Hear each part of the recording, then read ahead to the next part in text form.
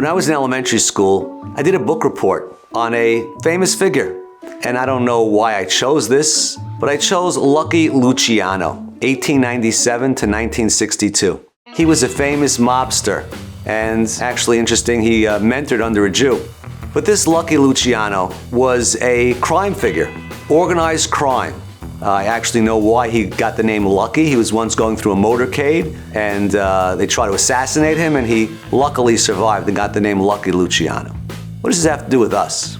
Lucky Luciano was put in jail, still running crime from jail. And during World War II, the mob owned the docks, and they were influential in keeping German spies out. And in recognition for what Lucky had done for the country, they allowed him to leave and go back home to Sicily to live out his life. And he was interviewed by an autobiographer for a book.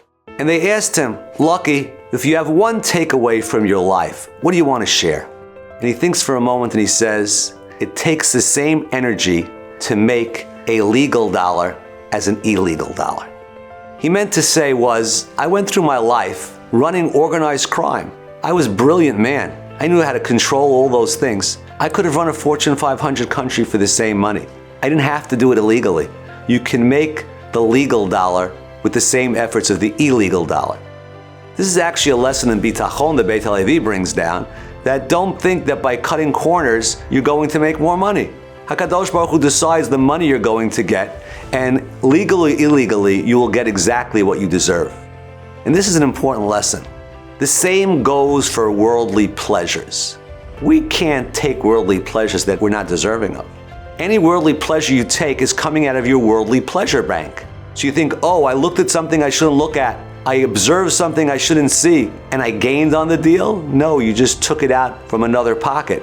You might have acid indigestion. I'm not here to scare people. I'm just saying as a mashal. You might have some other woe or worry.